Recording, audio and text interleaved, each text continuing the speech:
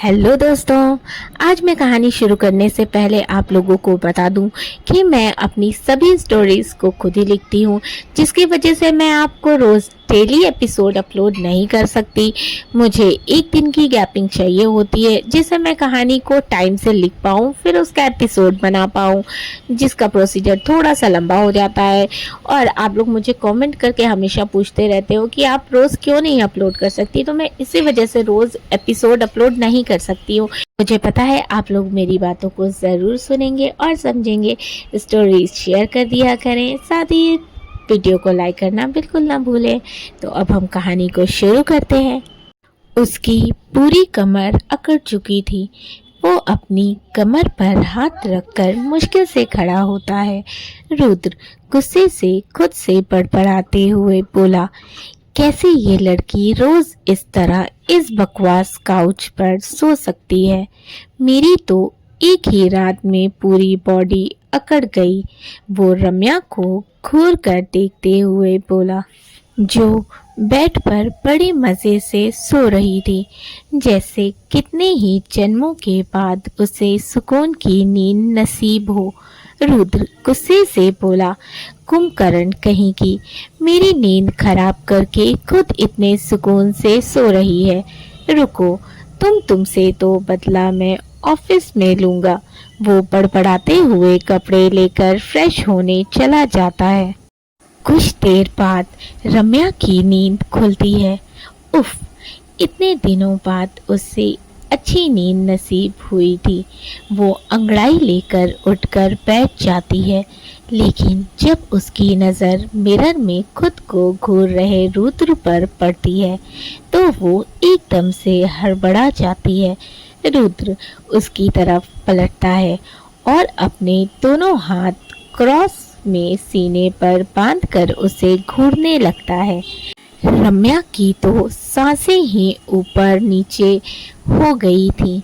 रुद्र अपनी eyebrow race करते हुए, तो बड़े दिनों बाद अच्छी नींद नसीब हुई होगी ना तुम्हें। देखा, मैंने बड़े मज़े से सो रही थी तुम मेरे बेड पर। रम्या एक नज़र उसे देखती है, फिर नजरें झुका लेती है। रुद्र गुस्से से बोला, आज तुम्हारी वजह से मैं पहली बार काउच पर सोया हूँ, और इस वक्त मेरी कमर की जो बैंड बजी है ना, मन तो कर रहा है अपने हाथों से तुम्हारा गला दबा दूं। रम्या हैरानी से उसे देखकर, सर आप कल काउच पर सोए थे। उसके ये मासूम शब्द रुद्र के लिए आग में घी डालने का काम कर गए। रुद्र गुस्से से, जी मैडम जी, वो भी आपकी कृपा से। अब मुझ पर एक कृपा और कीजिए, ऑफिस के लिए रेडी हो जाइए, वरना मैं तुम्हें यहीं छोड़कर चला जाऊंगा और तुम्हारे ऑफिस लेट आने पर तुम्हें डबल पनिशमेंट देने में बहुत मज़ा आएगा मुझे। रम्या घबरा कर जल्दी से बोली, सर डबल पनिशमेंट क्यों? रुद्र, वो तो तुम्हें ऑफिस में ही पता चलेगा। ये बोल वो रम्या को एक डेविल मुस्कान देकर रूम से बाहर चला जाता है। रम्या तो बस हैरानी से उसे जाते हुए देखती रह जाती है, फिर जल्दी से अपने कपड़े लेकर वॉशरूम में भाग जाती है। कुछ देर बाद वो फ्रेश होकर नीचे आती है। अब उसका पैर ठीक था। डाइनिंग एरिया में रुद्र बैठा उसे ही घूर रहा था। वो शारदा जी को गुड मॉर्निंग बोलती है और एक नज़र उसे देखकर जल्दी से नजरें झुका लेती है। दोनों ब्रेकफास्ट करके बाहर आते हैं। रुद्र जैसे ही ड्राइविंग सीट पर बैठता है, उसकी कमर में दर्द की लहर उठती है। वो जोर से अपनी आंखें बंद कर लेता है। रम्या जल्दी से बोली, सर आप ठीक हैं? रुद्र खा जाने वाली नजरों से उसे घूरता है। तो बेचारी मासूम सा मुंह बनाकर सर झुका लेती है। रुद्र उसे घूरकर गाड़ी स्टार्ट कर देता है। कुछ देर में दोनों ऑफिस पहुंच जाते हैं। रुद्र अपने कैबिन में बैठा था। कार्तिक अंदर आते हुए बोला, रुद्र तू अभी तक यहीं है? भूल गया आज हमें साइट पर जाना है। रुद्र, हाँ याद है मुझे, तू अकेले चला जा। कार्तिक, क्यों, क्या हुआ? तेरी तबीयत तो ठीक है? इससे पहले तो कभी तूने मुझे अकेले जाने को नहीं कहा है। हमेशा हम दोनों साथ ही जाते हैं। रुद्र, मेरी तबीयत ठीक है, बस बैक में पेन है। कार्तिक शरारत से बोला, ऐसा क्या हुआ जो तेरे बैक में पेन होने लगा? रुद्र उसकी आंखों में शरारत देखकर गुस्से से बोला, हो गई तेरी बकवास, अब निकल यहाँ से। कार्तिक, हाँ तो मैं कौन सा यहाँ रुकने आया हूँ? वैसे तू कहे तो मैं मिस रम्या से कह दूँ पेन किलर के लिए। रुद्र, मुझ पर इतनी मेहरबानी करने की ज़रूरत नहीं है, चुपचाप से निकल यहाँ से। कार्तिक हंसते हुए वहाँ से चला जाता है।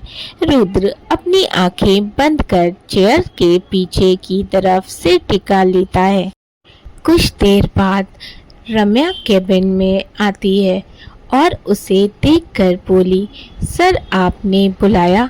रुद्र वैसे ही बैठे हुए बोला, हाँ एक पेन किलर ले आओ। रम्या, सर पेन किलर किसको चाहिए? रुद्र आंखें खोलकर गुस्से से, अगर इस कैबिन में मैं बैठा हूँ, मैंने पेन किलर मांगी है तो ऑब्वियस सी बात है कि मुझे ही चाहिए होगी। अब तुम्हारी वजह से जो मेरे बैक में पेन हो रहा है उसका मैं क्या करूं? रम्या उसका गुस्से वाला रूप देखकर जल्दी से फर्स्ट एड बॉक्स से पेन किलर निकालने लगी। वो खुद में ही धीरे से बोली, सर तो बस एक रात ही उस पर सोए और इतना गुस्सा कर रहे हैं, हम तो हर रोज ही सोते हैं। बेचारी इस बात से अनजान थी कि रुद्र जस्ट उसके पीछे ही खड़ा है और अपनी तारीफ सुन रहा है। रम्या जैसे ही मुड़ी लंबे चौड़े रुद्र से टकरा गई। वो गिरती उससे पहले रुद्र ने उसे अपनी मजबूत बाहों में संभाल लिया। रम्या डर और घबराहट से जोर से अपनी आंखें बंद कर लेती है। कहाँ रुद्र उस पर गुस्सा करने वाला था, लेकिन रम्या का घबराया सा मासूम सा चेहरा सीधे रुद्र के दिल में उतर रहा था। रुद्र बड़े गौर से उसके चेहरे को देख रहा था। दूध सा गोरा रंग, घनी पलकें, छोटी सी नाक जिस पर काला तिल, गुलाबी होठ। रुद्र आज पहली बार शायद रम्या को इतने करीब से देख रहा था। रुद्र का एक हाथ रम्या की कमर पर था जिससे उसने उसे थाम रखा था। उसका दूसरा हाथ खुद ब खुद रम्या के चेहरे की तरफ बढ़ जाता है। रुद्र उसके चेहरे पर आ रही लटों को हौले से कान के पीछे करता है तो रम्या की तो सांसें ही अटक जाती हैं। वो एकदम से आंखें खोलकर उसे देखने लगती है। घबराहट के कारण उसके हाथ से मेडिसिन का पैकेट नीचे गिर जाता है। रुद्र तुरंत अपने होश में आता है और उससे अलग होता है। दोनों के ही लिए ये सिचुएशन बहुत अजीब थी।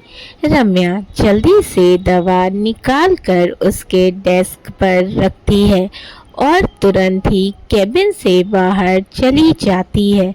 रुद्र मेडिसिन ले लेता है और विंडो के पास आकर खड़ा हो जाता है। रुद्र अपने दिल पर हाथ रखकर बोला, ये क्या हो रहा है मुझे? मैं क्यों उसके चेहरे में इस तरह खो गया था? इन 5 सालों में जिस दिल को मैंने पत्थर बना दिया था, फिर आज वो क्यों रम्या की करीबी से इतनी तेजी से धड़कने लगा? रम्या का हाल भी रुद्र जैसा ही था। वो अपने कैबिन में आकर लंबी लंबी सांसें लेने लगी। क्या हो गया है हमें? हम कैसे सर के इतने करीब चले गए? आखिर क्यों? जब सर हमारे थोड़े से भी पास आते हैं तो हमारा दिल इतनी जोरों से धड़कने लगता है। जाने क्या सोच रहे होंगे सर हमारे बारे में। दोनों ही अपनी हालत से परेशान और फीलिंग से अनजान थे।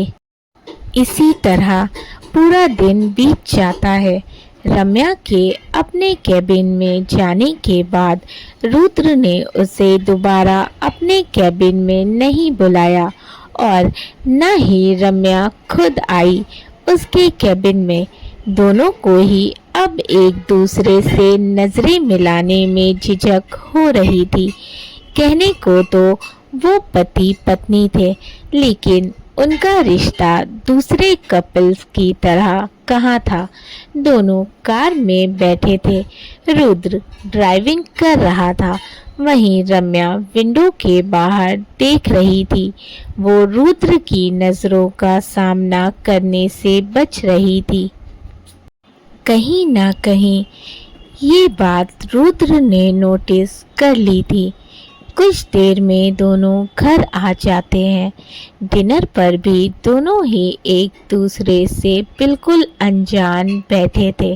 शारदा जी उन दोनों को देख रही थी और उन्हें बहुत गुस्सा भी आ रहा था। डिनर के बाद रम्या सोने चली जाती है। वहीं रुद्र अपना लैपटॉप लेकर अपने स्टडी रूम में चला जाता है। शारदा जी उनके जाने के बाद अपने फ़ोन से किसी को कॉल करती हैं और कुछ कहकर कॉल कट कर देती हैं। अगले दिन रुद्र और कार्तिक केबिन में बैठे किसी प्रोजेक्ट पर डिस्कशन कर रहे थे। तभी रम्या नॉक करके अंदर आती है और कुछ पेपर्स रुद्र की तरफ बढ़ाकर बोलती है, सर ये पेपर्स जो आपने मंगवाए थे। रुद्र बिना उसकी तरफ देखे ही बोला, हाँ रख दो, और एक फाइल उसकी तरफ बढ़ा दी। इसे कंप्लीट करो। रम्या फाइल लेकर जाने लगी तो रुद्र उसे रोकते हुए बोला, एक कॉफ़ी ले आओ और यहीं बैठकर काम करो। रम्या ने एकदम से नजरें उठाकर उसे देखा और चुपचाप कॉफ़ी बनाने लगी। कार्तिक मुस्कुराते हुए बोला, मुझे भी। तो रम्या भी मुस्कुरा दी। वो कॉफ़ी देकर वहीं सोफे पर बैठ गई और अपना लैपटॉप लेकर काम करने लगी। तभी रुद्र का असिस्टेंट नॉक करके अंदर आया और बोला, सर मिस्टर सूरज बंसल आए हैं। रुद्र की भौहें तन गई। वहीं कार्तिक के माथे पर भी बल पड़ जाते हैं। कार्तिक, वो यहाँ क्यों आया है? रुद्र रम्या की तरफ देखकर बोला, मिस रम्या, क्या सूरज बंसल की कोई अपॉइंटमेंट थी? रम्या उसे इतने गुस्से में देखकर घबरा जाती है और जल्दी से बोली, सर हम देखकर बताते हैं। वो तुरंत आज का शेड्यूल चेक करती है। नो सर, मिस्टर बंसल की आपके साथ कोई अपॉइंटमेंट नहीं है। रुद्र कुछ बोलता उससे पहले एक लंबा चौड़ा लड़का अंदर आते हुए बोला, मेरी नहीं, लेकिन मिस्टर कैलाश बंसल की तो थी ना। दोस्तों आज मेरे गले में थोड़ी खराश है जिसकी वजह से बीच बीच में आवाज़ थोड़ी सी खराब हो जा रही है। वो सूरज था, ब्लैक कोट पैंट पर वाइट शर्ट जिसके ऊपर के कुछ बटन्स खुले हुए थे, हाथों में ब्रांडेड वॉच, चमचमाते शूज, चेहरे पर शैतानियत साफ झलक रही थी। वो होठों पर घटिया मुस्कान लिए खड़ा था। कैलाश सूरज का बड़ा भाई था, लेकिन दोनों में जमीन आसमान का फर्क था। जहां सूरज एक बिगड़ा हुआ, झूठा और फरेबी इंसान था, वहीं कैलाश एक अच्छे, शरीफ और ईमानदार इंसान थे। इसीलिए वो रुद्र के एक अच्छे बिजनेस पार्टनर थे और हाल ही में उनकी और रुद्र की कंपनी ने साथ में एक डील साइन की थी। सूरज रुद्र और कार्तिक के साथ ही कॉलेज में पढ़ा था, लेकिन उन दोनों की सूरज से कभी नहीं बनी थी और न ही आज बनती थी। रुद्र और सूरज की गहरी दुश्मनी थी, जिसके बारे में उनके कई करीबी जानते थे। ऐसे तो सूरज का कभी बिजनेस में कोई खास इंटरेस्ट नहीं था। वो तो बस अपने भाई की मेहनत की कमाई को पब, डिस्को और अपनी अय्याशियों में उड़ाता था। लेकिन जाने कैसे आज बिजनेस का नाम लेकर यहाँ आया था। कैलाश का नाम सुनकर रम्या फिर से चेक करती है और रुद्र की तरफ देखकर बोली, जी सर, मिस्टर कैलाश बंसल की आज आपके साथ मीटिंग थी। दोस्तों आई होप कि आप लोगों को स्टोरी अच्छी लगी हो, कहानी पसंद आ रही हो तो वीडियो को ज़रूर लाइक कर दीजिएगा, चैनल को सब्सक्राइब कर लें, साथ ही स्टोरीज़ को शेयर कर दीजिएगा। अपने फीडबैक मुझे ज़रूर दें। Thank you for watching. Love you all.